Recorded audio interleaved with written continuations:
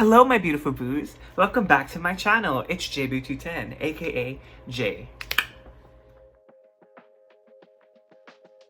In this video, we're going to be going over episode 5 of RuPaul's Drag Race. In this episode, they were going to be doing a acting challenge. It was going to be called Grey's Anatomy, of course, a parody of Grey's Anatomy.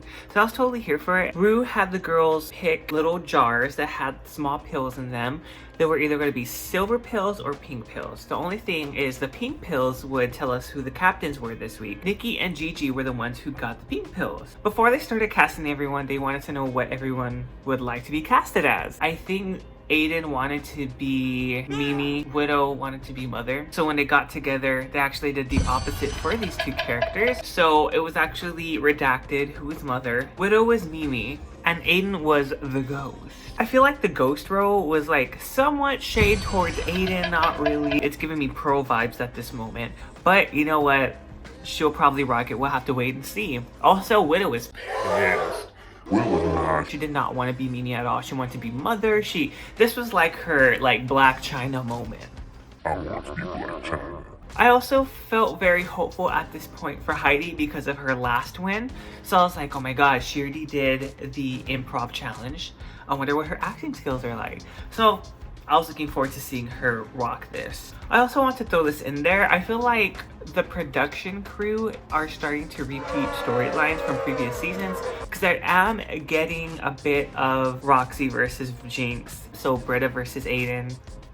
I don't know. That's just how I feel. I also thought it was really funny that Aiden said that she doesn't know Mae West that much, not much as everybody else does.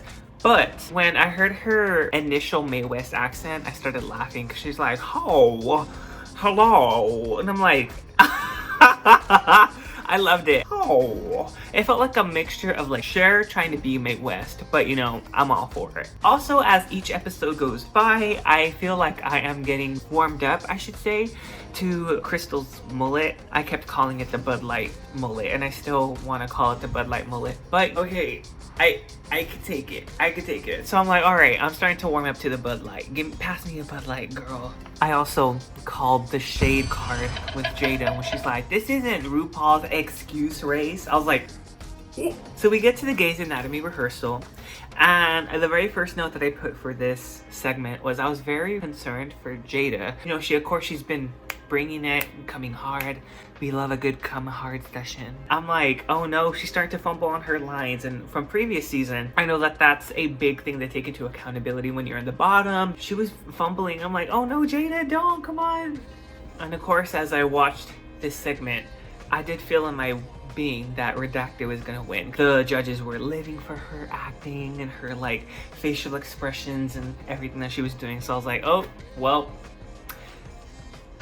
there we go. And as far as being casted for a role that she didn't want, Widow really did a darn good job acting. It was very strong and it was very comical. Also, oh, Nikki doll, I do love her. She's such a sickening queen, but I felt her fumbling again. I really did. I'm like, oh no.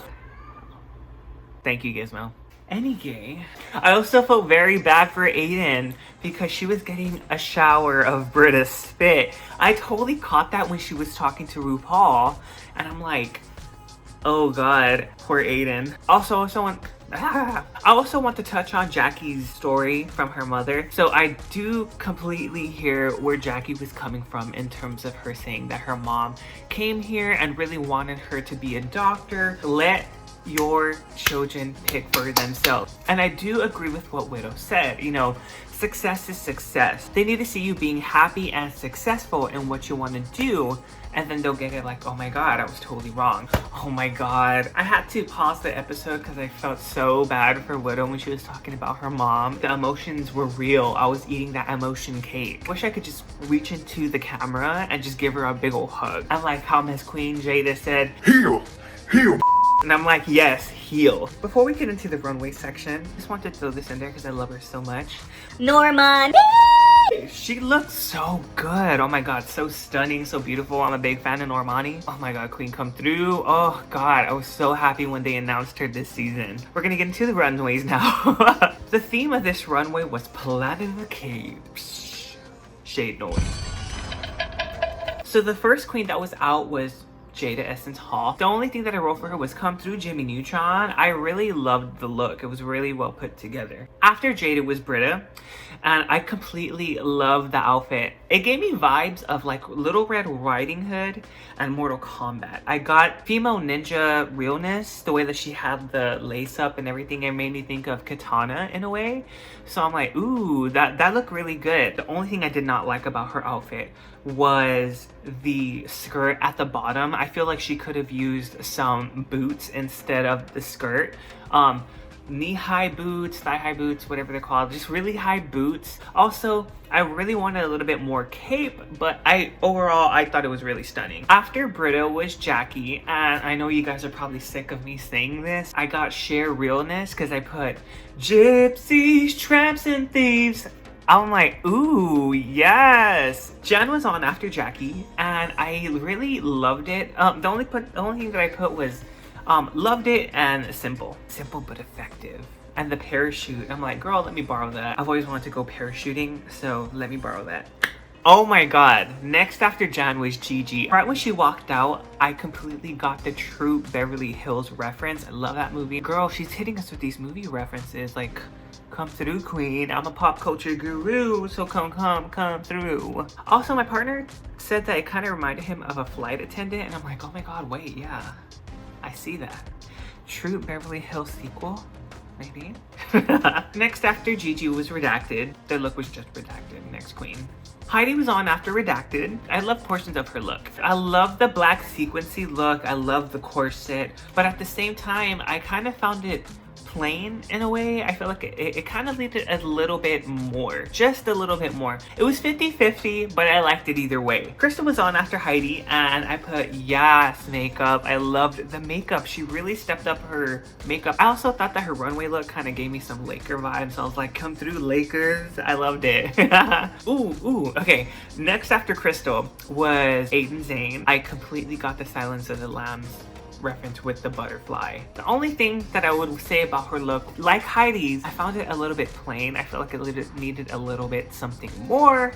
And of course, it's just annoying me at this point. Aiden, change your wig. That's her old faithful, I guess, or some, but just switch it up a little bit. That's all we're asking. Please just switch it up. Widow Von Du was on after Aiden, and I put come through Miss Juice. Yes, I love the watermelon look. Let me eat it all up, girl. It looks so good, so well put together. Nikki Doll was last, and I put she f***ing brought it. She brought it. It looks so good. I saw the references to Mugler. I loved it. I also got callbacks to the paparazzi music video. Gaga wears something kind of close to what she was going for, so I'm like, okay. And I believe for that look Gaga worked with Mugler. I was a big fan of it. I'm like, oh. Again, the only thing that I can say about her look, use a different cape, give us more cape, but I felt it was very high fashion. So getting into the Grey's Anatomy skit, I feel like everybody did a darn good job.